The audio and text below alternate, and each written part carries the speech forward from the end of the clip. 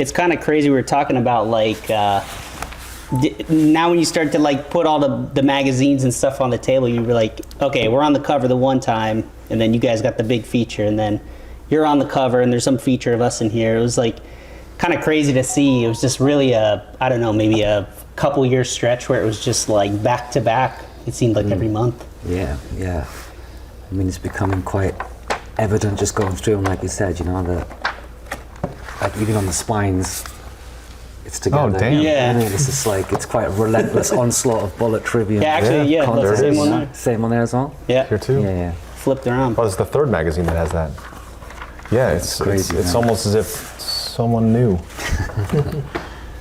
Yeah, it was like kind of what you're saying, like there's just so many like parallels with like people we've worked with, shows we've done together, like festivals, like the 2006 download being the one where we got up on stage with Metallica.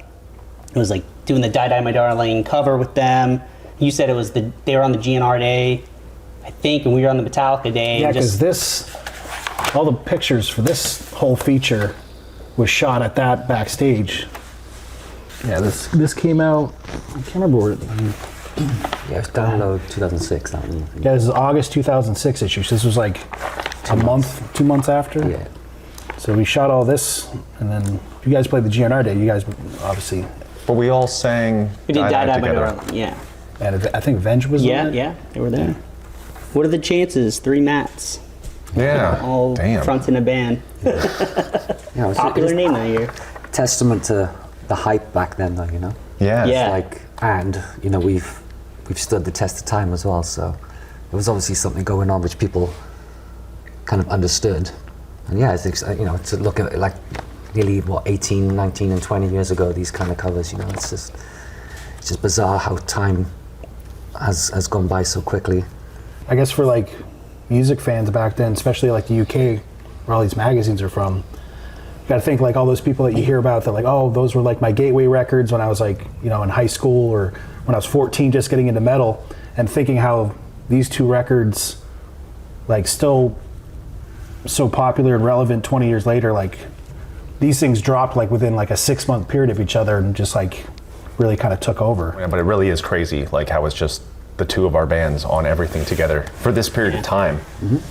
Well, it's like, you know, you guys were talking about how like, you know, maybe we didn't feel like a part of like a scene that was like burgeoning in a region of a country. Like you could say the stuff up in New England for us, like all the bands coming out of there. But in a way, even though we were on separate corners of the globe, kind of doing similar enough things, but being different enough to where it's like we weren't like exactly the same type of band, but there was enough of a cross section between our fan bases that it was like obvious, like, okay, there's something happening between our two bands, and it was kind of like cool to see how it was complementary. There was never really, even in the magazines, I never pitched it, I don't remember, as like rivalries and stuff like that. It was just two bands doing their own thing, kind of creating this music and stuff, and it's cool to kind of look back on that, how, you know, you see a lot of bands, like there was like this intense rivalry or something, or bands like having to do that to kind of like one up each other, and I feel like it was just kind of the music doing that. It wasn't like we got to top these guys or show them. It was just letting the music speak for itself. And I mean, you know, driving over here and listening to the Poison, I mean, as just a fan of the album, I'm like, you know, start to finish, it's just got something, you just know there's something special to it. And I think from day one we were just like, man, like this is a great album, great band, and like I never felt like that sort of rivalry. You know, it was just like an appreciation for hearing. It couldn't have existed anyways, because when they were written and recorded, we weren't aware of each other's bands anyway. Yeah, You know what that's I mean? like So the it was wild thing. Just a stars aligning for both our bands at the same point in time. It was a beautiful thing, you know? Yeah. We talk about movements, you know, we're talking about New England, and then there's the Bay Area and all these different things happening. The UK now, I think, is having a moment and a movement where so many bands are coming out of like kind of a similar, smaller country. We're having amazing bands. And I talk to these bands, and the bands that got them into wanting to be a band is Bullet and Trivium, which is so crazy that we're sort of like this adopted band of that territory. You guys are from that territory, but then both bands expanded, becoming international things. That I'm sure that's the case. You know, I'll talk to bands I know from Germany or bands I know from Japan. That they always talk about Bullet and Trivium, like the band I've been working with, Ryujian. They said it's Bullet and Trivium that got them in a medal, which is so cool. Yeah, it's a great thing. It's a huge compliment. You know? Yeah. It's not something you think of when you start a band, is that you're going to influence a new generation of bands and musicians either. You know, Yeah. you're just kind of doing your own thing. But It's like we always think of ourselves as like, oh yeah, we're thinking of the bands that influenced us. It's like, but if you stick around long enough, you become that Yeah. band to other people. Absolutely. And I mean, there's no higher compliment than someone dedicating their lives to like their passion, playing music, and you being a part of that like link there, especially when, you know, it's a band that's doing great things for themselves or, you know, busting into the rock and metal scene. And yeah, those two records definitely, they started something together, and it's like now to kind of look back on it, it's just such a great thing to see and see the parallels and differences between our bands over the 20 years and how we interlink with people we've worked with. And all those, like you said, you worked with a little bit with like Andy Steep, who mixed Ascendancy. You know, we worked with Colin. Just all the, it's just like a weird, like, yeah, the people we've worked with and just how much we have in common with those kind of things. I had much worse hair than you did, though. You never really had a phase like I had, where it looks like I put a bowl on top of my head. Never too late. I'm trying. Never too late to start. I'm working now. I've been wondering, what were some of the bands that got you into wanting to do what you do with Bullet? Like, what were the formative bands? Like, we talked a little bit about Metallica, Machine Head, but what were the other things that were you listening to like before and that kind of led to Bullet? it was always kind of like 4 or 5 core bands. It was Metallica, it was Machine Head, it was Pantera, a little bit of Slayer, kind of Bon Jovi. It was anything that was kind of in that era when I was like between 12 and 15 years old, which was kind of big at the time. Was there And like then, like what was the scene like in Wales, like as you guys were starting to like put Bullet together, like before it becomes Bullet, like what was it like kind of in that scene? It was actually a really good scene to be part of. It was thriving. Like the South Wales area for some reason was like a really hot spot for music and bands and rock and metal and stuff. And we were just kind of part of that. We were one of the last bands that actually kind of got signed out of that area. That it seemed to be this thing that loads of bands were getting success and coming out of the South Wales area, like Funeral for a Friend and stuff like that. So there was this kind of rivalry, but like this kind of glimmer of hope as well, you know, because where we're from, you know, it's like this doesn't happen to anyone, but it was happening to a lot of bands, you know. So Yeah, I remember at the time, like gave us that hope that just keep going, that maybe we're gonna get our opportunity, you know. yeah, it was like Isn't Skindred from Wales as well? Yeah. yeah, it was just like hearing so much. It's always crazy when like I guess Gothenburg would be kind of a parallel to that, where it's like it's a smaller city but punching above its weight, Yeah, kind of like totally. with bands coming out of it. That's that's really cool Yeah, because I don't know why. I just think it was just kind of a lot of creative people in a small area that were really kind of motivated to kind of get out and showcase their talents. Really, it's not really something that happens from that area in Wales that we're from, not historically, anyways. And there was just those early 2000s where everyone was in a band, everyone was playing shows in pubs and clubs, everyone was like going to be the next big thing. what was like the venue in Wales that was like the one, like before you get out to the rest of the country and stuff, like what's like the place you had to play? There was kind of only one at a kind of a more grassroots level, and that was a place called TJ's in Newport. I don't know if you ever heard of that. It That was like sounds a super club. familiar. Did we play there? Kind of sounds familiar. think I don't we know if we did. did though. We might have. Was that also a bar too? Yeah, it was kind of like, you know, We might have done that. kind of divey rock club Yeah. venue. You Kind have to look up That on kind of sounds. online. I swear we I don't know if played we that. played it, but we may have had a drink there. Yeah, so that was the place you'd go to if it was happening. Otherwise, you'd just be in your local pubs and clubs and putting on your own events in churches and community centres and that kind of stuff, you know. So when we got to play TJs and stuff like that, and then a Barfly emerged in Cardiff, which was Definitely did that one. Definitely yeah, did you that. guys definitely did that one. And yes, yeah, so there was lots of opportunities, there was lots of venues, there was lots of competition, lots of rivalry. It was all kind of friendly. And then bands started to break through. And it was like, oh shit. So that just gave us that motivation to keep going when no one gave a shit for so many years, you know. That's so cool.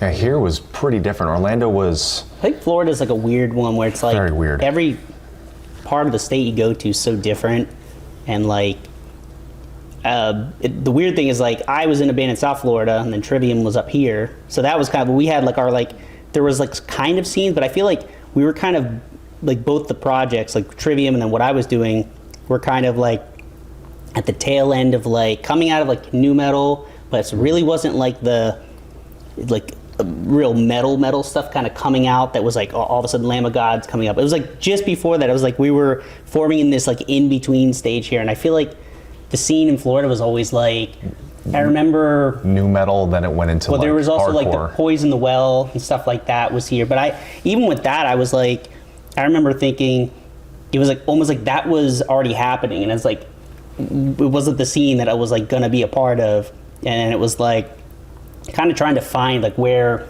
we would like be at. And then when I joined the band, it was kind of that same thing. Is like, where are we kind of fitting in here? Yeah, we've always been, well, what's interesting is like both our bands were fronted by people like, we were like 12, 13, 14, 15 thrash bands playing amongst like new metal bands, and like Dillinger just broke out in like the kind of noisier scene. And so a lot of bands were doing that.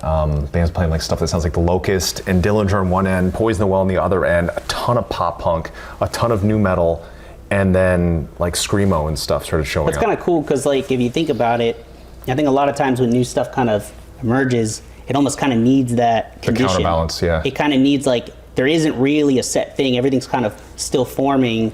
And then like, even with Ascendancy, obviously, you know, with the riffs and stuff, it's a very intense record, but like you were listening to a lot of other melodic stuff Yeah, I was that was listening way to like outside of satanic that. black metal and Christian emo is what I was listening to, those two things, and then everything else I loved at the same time. But it was like, you know, how does that, you work it into something that makes sense, because like when you say those things, it'd be like, oh, Yeah. that would be jarring, but Yeah. once you like hammer it all out, like in the jam room, it starts to come out. And it sounds like you guys were in a similar situation where it's like, there's all this stuff in flux, there's different things that are popular, there's not Yeah. really like that scene, and you're finding like the components of like what you started with the band, and then you find some more, and then you piece it together, and it's like becomes, for us, Ascendancy, for you, the Poison, and it's like really interesting how it works like that. Absolutely.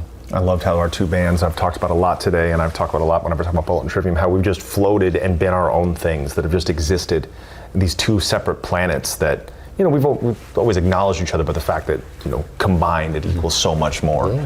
and it's going to do so much more. Yeah, I think, you know, from our point of view, we like I said, we never were a singular thing or entity, you know. It was this melting pot of lots of different generations and genres combined, but making it your own at the same time. You know, and it's like we were never going to be just a metal band, we were never going to be just a rock band, it's just all these kind of things that we loved, and try and get it to come together simultaneously but naturally as well. You know, not trying to force it. And it took a few years of being a band for that to happen. And then obviously you start to have an identity, and you start to get a catalogue of songs, and you can start weeding out the stuff that isn't suitable anymore. And then before you knew it, you know, we just had what we had. Like the Poison just was born. Yep. It's crazy. Yeah. You know? Yeah, it's insane to think how the Poisoned Ascendancy, just how powerful of early records they are like that. And then both bands, we tried like a bunch of things within our realms and saw what else we could do, which I think is it's a very exciting thing. You know, our catalogue is quite diverse, you know. I mean, and we've got a lot of stick for it over the years, but we've always done what we've wanted to do. Yep. You know, we've never kind of pandered to what people want the band to be. You know, we never did that on the first record, and we'll never do it until the last one, whatever that is, you know. So Well, it's kind of cool how you were talking about like earlier with the chords and stuff, like a signature thing that is like your sound or part of your sound, and how that like no matter what era you're in, it's like if you drop that into something, if it fits in something, and how it can, it's like that little piece of like your history comes along with you, you know. And it's cool because I feel like in the beginning when you're trying to like make follow-up records, it's like you're almost rebelling against that first thing, and it's like, but then you kind of learn like to embrace those things that kind of come back, and that's like, that is your thing. You've no matter how much you try to like shake it off, it's like that like kind of chord thing, it works for your band. It becomes like a signature thing, and how that's a gift, you know, especially when we get this far into it. You're like, to have something that someone can say, that's Bullet, that's Trivium, like that's like such an important, amazing thing to have. And it was cool hearing you guys talk about that with the riffs, because, you know, at the end of the day, the core, the meat of all this stuff is like those riffs and those songs, you know, made us what we are, and how they came about, how they're similar, how they're different. And yeah, I was stoked. I'm inspired by that stuff. Yeah, just to me hear too. it, you know? Me too.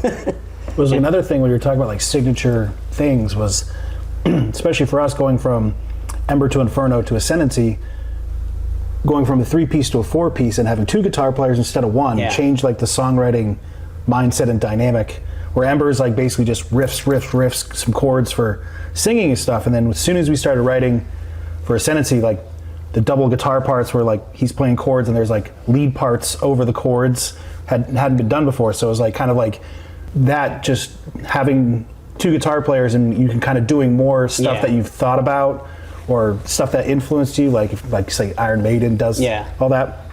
It would like immediately like showcased itself as like what the next step of the band was going to be, and then eventually that just kind of carried over to like everything else and just expanded upon it. But it was like something that was like for us like kind of like taking all those like old school influences and kind of the new stuff and then like adding in something that like I don't think too many other bands, at least at that time, were like singing over like Iron Maiden type guitar melodies for choruses and all that stuff. So it was like kind of became like our signature thing where like so many songs have like that kind of vibe to it and parts like that. So it was just like something like we can do this now. So it's like frees you up for kind it. of like just Well, I think it's cool, instantly came about. both bands having like kind of the similar obviously setup for 2 guys playing guitars and frontman playing guitars, and how you guys do a lot of melodies and harmonies as well, but like you know the difference between our harmonies and choices for stuff like that are like very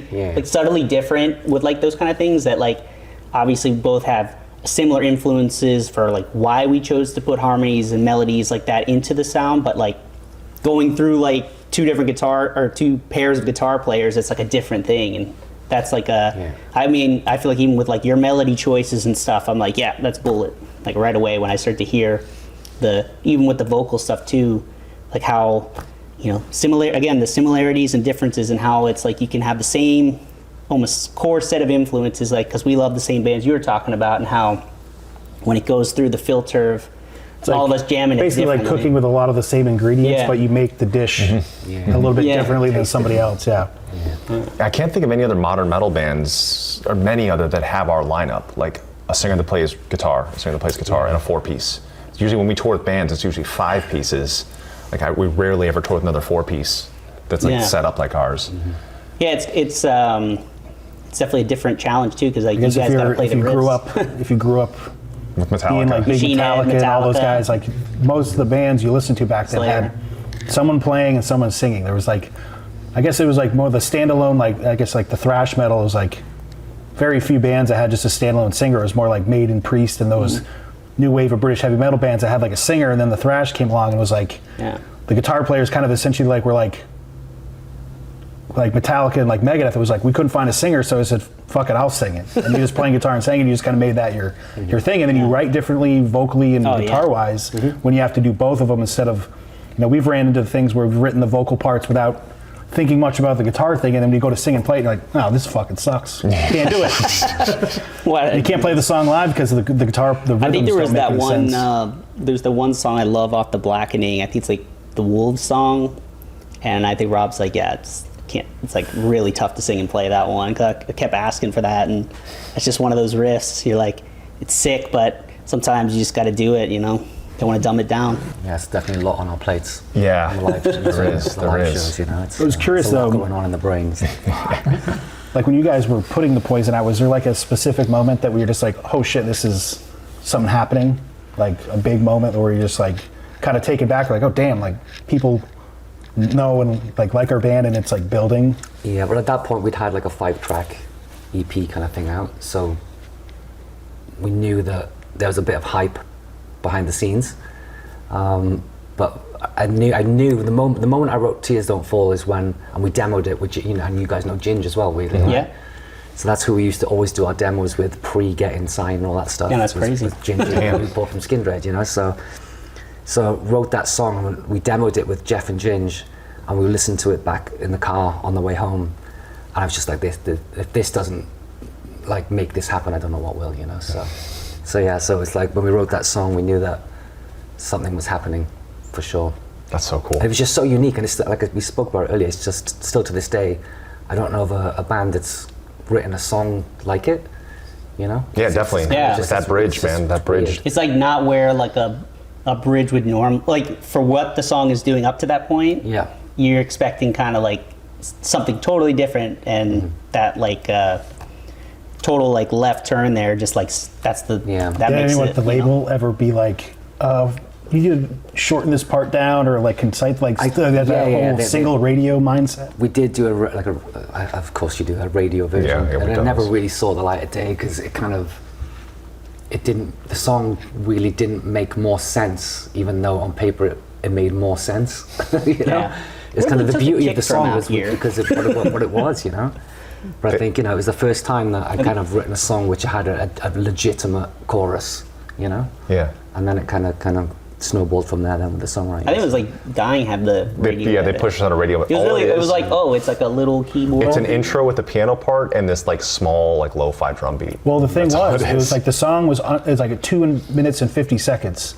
So it's like perfect single length for. I think they just want to try to say and then they're stuff like, at that the point. song needs an intro. I'm like, it has has a an fucking intro. intro already. It's like a guitar intro, and you're just lengthening the song, putting like another intro of the same intro that comes in. So it was like kind of, I don't know, it was just someone that was just trying to like do their job or something. We talked about it before, but our label said "Dying" will never be a U.S. single, and it absolutely should have. Yeah, you have those moments where you miss Yeah. them and you can't go back. Yeah, because in the UK, a bunch of those. The UK Dying it was- crushed, and like BBC Radio 1, and then just like you guys were doing, it's just nuts.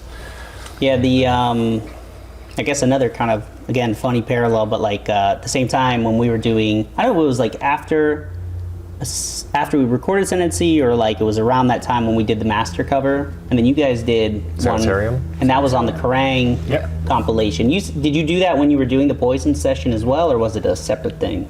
I think it was a separate thing. Yeah, we'd I already done can, the we did, because Ours we was went separate back. too, because I was traveling, so Corey did Corey the did the guitar. guitars because it was on with the Marshalls, and we did that with Mark. I was think. flying home from somewhere. You were out of town, and then so remember I tracked the rhythm guitars and the leads, and then Paulo he's like, I want to play the clean part.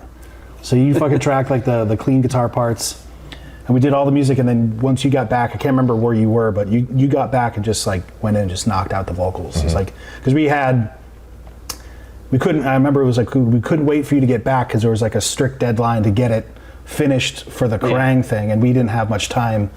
I think it was like we had to do it over like a weekend or some shit. It was like very you guys fast. did Sanitarium? Yeah. Yeah. Was that your first choice for doing it, or like you tried to do it? I think we got to choose it. Yeah. Yeah. I think they let us get dibs on it. So. Yeah. Yeah, I we think we went straight for. Yeah, we're like, we're doing. We title got to do track. master. Yeah, that was. Yeah, And that eventually made it onto the Ascendancy Special Edition. Yeah, so that's yeah. kind of part of the history of that record now too. So that whole era of you guys, like that 2005 to 7, was there one moment that stood out for you, like a show or a festival performance? I mean, With the Like, download you were of like, five, it was download. Download, It was for sure. like download, but I would say, and you've brought it up before, is the Wolverhampton show. First show. Because I'm like, the download thing was like the big, like, holy crap, like, this is crazy, this is happening. But it was like the road rage tour leading into it. The first show, we were opening the show, so like nothing had happened yet. Like, we don't know what the crowd's going to be like for anyone. And just hearing the crowd start chanting Trivium, we'd never heard anything like that. Because every tour up to that point was an slog. we're an unknown band. The album's not out yet, Rough. and it was like, they're fun shows, but like no one knows us yet. So it's like you're kind of feeding off of just like being out and touring, and we're all 18 and stuff, so just having a great time. But like now it's like we're in the UK, and it's like there's something's happening here. Like people know us, and the show was like ballistic. And I mean, I would say that probably is on par with the download show, but I feel like that maybe was even crazier because it was like we never had it ever it before. was like that. basically like those. We did the UK dates first. Yeah. Then did Europe, which was not as good at all. But those UK shows did so well, and the reaction was so big. We got bumped from like the tent stage to the main stage on download from that tour. And even going off that first show, like the kind of like oh shit moment wasn't even before we even played. It was like just the fact that we had been touring in America for even way before we even recorded Ascendancy, just to get like label was just putting us on whatever tours to get us like just live, just get out on the road and just kind of get our kind of feet wet or whatever. And then I remember getting off the bus at like the first show, and just you never expected. We've done so many shows in America where like no one knows who the fuck you are, no one cares, so you just kind of go about your thing. And I remember the first show getting off the bus and just like seeing all these fans just coming up like wanting pictures and autographs, and this Ascendancy had come out a couple weeks before and wanting us to sign the CD. It was like never experienced anything. Like, oh shit, people know us. Like this is crazy. And it was like just kind of like a shock, because it's like the first time it ever happened where someone actually like recognized you or wanted your autograph on something or take your picture. And then it was like parlayed that into like that first show just being like just like a crazy experience. Was just like, oh wow, this is what it can be like. Yeah, I mean, before that, pretty it cool. was rough. Before that, like no one liked us anywhere. So It was Well, funny. it's part of the process, though. Yeah. You know, I think that's Well, it's like we for toured. We everybody. did all those tours, especially even like that. Our first full North American tour with that Machine Head tour. Yeah.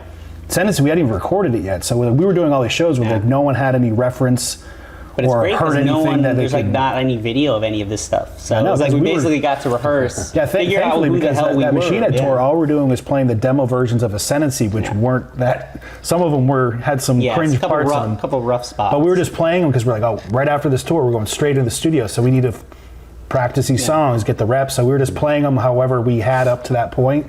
We had 3 different set lists that we rotated so we could at least play all the songs, and then went straight into the studio. So we kind of used that tour, and thankfully, because then kind of sucked to have some of those old versions Yeah, of the well, songs. hey, that's a difference. How we were saying, like maybe the it's a old little school bit way. easier to be a band now. Maybe that's kind of the flip side of being a band now. That's the hard part. Is you don't get to suck a little bit, before people kind of see you and stuff. So it's like Well, it's right like, away there's you're all those some of those old videos were even like there's video footage because it was filmed by Metal Hammer, but like there's like footage of Metallica playing Disposable Heroes in like 1985 before they recorded it.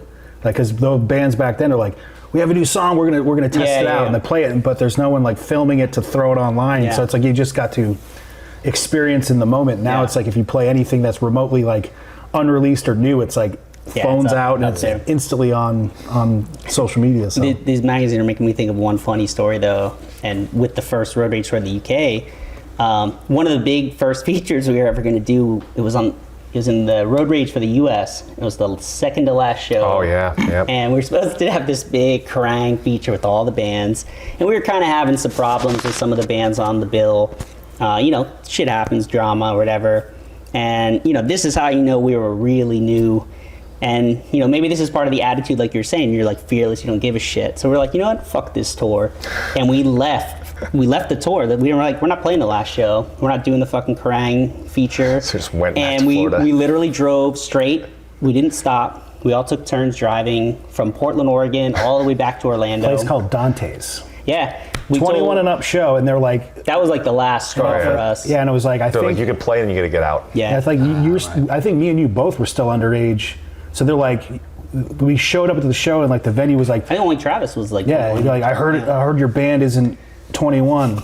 So like you basically once you get off stage, you got to get the it was fuck like out kind of of here. humiliating too. It was. It was like kind of like, hey, you played, get the We're in a fuck out van, of and here. we hang out in the parking lot all And night. the issue was like the other bands were mad because we had a backdrop and no one else had a backdrop. Right. But we didn't know how to like hang it up and take it down. So we would go first, we'd leave it up all night, which is kind of fucked up. It was like before that show though, there was like all the other bands kind of like I don't know what was the tipping point. No, I of remember why. one of them from one of the bands came up to me. I'm like, dude, is something wrong? He's like, yeah, you're sabotaging this tour. I was like, what? We're like playing like fucking the 20 people. Yeah. Too. That's the best. Yeah. part. And it was like That's the gig. kind of like the rest of the tour kind of ganged up on us, and that's why we were just Yeah. kind of like, you know what, fuck you guys, and I we just just- like you know what, I Our think- PR agent, Kirsten, who we still work with to this day, flew all the way over there Yeah. with the press people, and just they really only want to talk to us, and we didn't show up. Yeah, I do. Was it- Maybe was maybe it that's Seattle part of. we're supposed to do the I think, feature, and then we're just like, maybe that's part of the mystique, though. Maybe why, like, whoa, this band, like, they told us band's nuts. They told us to fuck off. They didn't even show up. Maybe Didn't that's do what the we should have last- done. Like, the press hoisted us. Yeah, the I two don't of know. us. I think Kirsten probably. Yeah, it's probably. She probably wouldn't like that again. I think we kind of didn't we call Justin and Yeah. and he was like, well, you guys got to go to the next show. There's this press stuff. We're like, just like totally, Yeah, we're not having it, and then we just like fucking had to drive, Yeah. like clear across like I the mean, fucking we country. paid the price. We had to drive like a long way. That was a journey, but. Well, it would have been probably even longer of a drive if we went to that last show. Yeah. Seattle Well, to Orlando's a hike. yeah, I think sometimes, the early days, you don't think about the consequences of things, for good and bad. But like, yeah, I think that's kind of like the driving thing behind a lot of those records and early tours. You're just like, who's going to tell me what to do? I know it all, man. I'm 18. I remember on that tour, Machine yeah. Head tour that we did, you were wearing a shirt that said "My other ride is your mother" on stage. Hell yeah. Yeah. You look back, I'm like, there's some, some stuff you're like, oh. Oh man, it's a little- I think back to all the old little interviews of cringe, me. but- I was a total idiot. But hey man, it's like you learn, you make. But I'm like, it made some great, entertaining times and Gives us stuff to laugh and about today. and all the fucking. I mean, but the music, man, like the attitude. Sometimes you need another it. thing from those days that a lot of bands nowadays don't get to experience, that I think we were on the very last part of it being a thing, is when you're the opening band, like just getting just ripped apart by the headliner's crew. Oh man, we get bullied by a A lot of crew, not safe for work stuff you could say about what people said. Yeah. To They're just us. like, I just, to our leave it at faces. that. And I'm sure you guys saw some of that stuff with you guys too. it's just like that old school thing of, it's like Yeah. you're kind of like your rite of passage was like, you just had to take it. Yeah. I think we're like two of the few bands that still stand dealing with that shit, like getting bullied by their band and crews and their fans. Nowadays it's actually kind of, it's funny doesn't to talk exist about, anymore. but it's like, I just remember setting up my gear on stage and waiting for line check, whatever, and just playing my guitar. I had the full half stack thing, and just one of the headlining guys' crew came over and was like, "That working?" I'm like, "Yeah, sounds good." He's like, "Well, shut the fuck up then." And you're like, "Oh damn!" And it was just total not hey, can you keep it down? It's like they just had to go 0 to 100 every time. I remember there was a tour we did. We were supporting someone. I won't say who, and my voice was I had a lot of voice issues, so it was squeaking. I had to go through their dressing room to go to ours. And as soon as I set foot in theirs, they all started doing that sound I made on stage at me. All of them. This was one of my favorite bands in the world too. They all kept doing the squeak at my face, laughing and pointing, and I just had to walk past them. Damn. What's you guys have any you don't have to name any names, but any crazy man, when you get there at the first day, you just know it's not going to be. Yeah. I think I remember a tour where you guys this is said, going to "Fuck be this a tour." tough one. I think I remember that. Well, yeah, well, not fuck this tour, but fuck this guy. Yeah. Yeah. I think And then I that got us fucked off the tour. By that guy. Yeah, was it one of those merch match things? It was that was one of the points I made. I remember that. Yeah, I think I remember that. I know who you're talking about. Yeah, too. we got kicked off that. But again, it was a steep learning curve, Yep. Yeah, you learn. but justified as well. It was, Gotta stand your ground. Yeah, that's one sometimes. thing we stood my ground and it didn't go well. Yeah. There we go. When keeping it real goes wrong. That's one thing that we never had, was we never got just booted off a tour after we started it. So We almost, I almost got arrested on Ozfest. Oh, that's right. So almost got us kicked off that. It's true. Yeah. It's, Yeah. All days. fun times. This is kind of an interesting thing too. That's we talk about what parallels, but some different things. You guys never did Ozfest over here, No. but you did. What were some of the big early festival tours you did here? just Taste of Chaos. Taste of Chaos. That was. You did Warped Tour. We did Warped Tour a bunch. I'm kind of curious because we never did those tours. I don't know if for Taste of Chaos it never timed out or whatever. But Warped Tour, we kind of it's kind of a weird thing. We were kind of consciously I don't know, we did the Ozfest thing. We didn't. It just never worked out where we would do Warped Tour. And I'm kind of curious, did you guys specifically want to do those tours for festivals here in America, or did you ever? Was there an opportunity for Ozfest and you just weren't it just didn't work, or was there any I thinking don't with that? remember ever getting an opportunity to do an Ozfest or anything. No, it was more Yeah. other things Warped Tour. We did that a bunch of times. We did it on the Poison, I think. Wow. Yeah, because I was always interested. We did Ozfest and you guys did those tours, and we never did the ones you guys did. And I didn't in know my if head, it you was guys have done Ozfest. I thought you did, because I feel you're a band that could have done both. I feel we're a band that could have done both. Yeah. There's one moment where we were flirting with possibly doing Warped Tour, and then there was something that happened where we were just someone told us an experience about it, and yeah. you're just I don't know if that really feels like something we yeah. want to be a I heard part about of. the porta potties. As an experience, it wasn't. It was pretty bad. Yeah, that's what I heard. That's what I think that a lot. it might have been Ken. Yeah, Because he went yeah. on Warped Tour a couple times with Andrew WK, Yeah. and I think Yeah. he told us, he's I don't think Matt's gonna like that. Well, yeah, Ken's got a pretty high tolerance for Yeah, he really that does. kind of He really stuff, does. too. Yeah, because we did Ozfest, which was amazing for us, and then Sounds the Underground. Yeah. Except Ozfest. I think that was kind of the thing. It was we were thinking about Warped Tour, but we did Sounds the Underground, and then eventually Mayhem kind of rolled around, and that was kind of the newer thing. But I just think about in those early days, I was kind of curious if Ozfest was just if it just wasn't timing wise, because there was really only a couple. It was 04, 05, and maybe 06 were kind of the years you would have probably done Ozfest or whatever, and then it kind of changed. It was like a different Yeah, it thing. kind of was like by it was like 2009, I think was the last time they Yeah. actually did like a proper. What's crazy thing about Ozfest is we Touring had to buy Ozfest. onto that tour, and then those insane like amphitheater merch cuts. So Yeah, we sold a how did we fuckload of buy s- gas?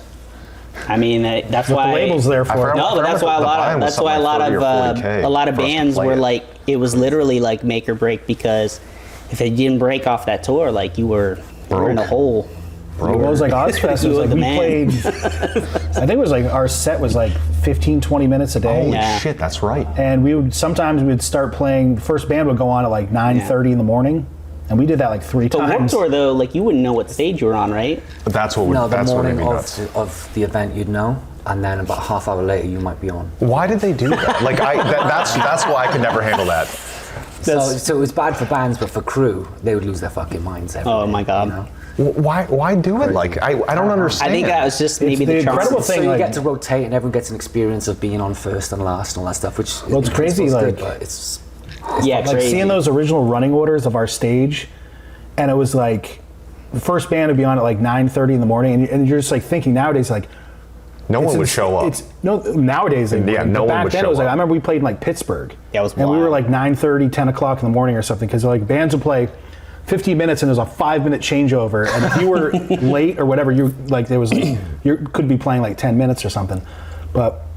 We went on at 9:30 and there was a fuckload of people there. And Yeah. it's just like, man, it's like, and it'll be like a Wednesday. Yeah. No, even like to people this day, if showing it's up. not a Friday, Saturday, or Sunday, and it's like 8 p.m., people still That was are a there. stacked bill though, so I'm like, that But it was was worth like getting on there Ozfest for. back then, it was like still like before streaming, people still bought CDs, and it was like if you had a record and you were connecting with that crowd, Yeah. and then after your set you go to the FYE and you had to buy a CD to get in line to buy a thing, and like we'd be just selling just insane amount of CDs every single day. Like Yeah. it was just like it's just crazy that it was just like if you were had to buy to get or pay to get on, but it's like if you could connect with that crowd, it was like really could, a lot of bands like cracked America with Yeah.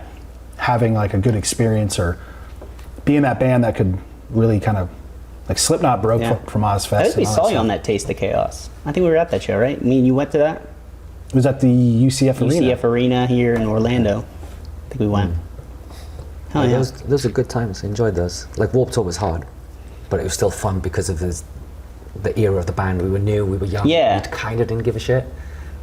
Yeah, you don't know about like, oh man, like we're not like Yeah, getting it's good just like- food here, like the We're toilets we're suck. touring America. Yeah. And this is great, you know. Yeah, And now. the year we played as well, I think one of the years was like 2006 or something, and it was us. It was Avenged, 30 Seconds to Mars, bunch of cool shit. It wasn't just kind of what you'd think Yeah. is a typical Warped Tour lineup. Yeah. You know, what I mean, it was. That's like bunch of right cool when it stuff. started to like incorporate more like the heavy stuff into it. Yeah. So it Yeah, was a cool that's great. experience.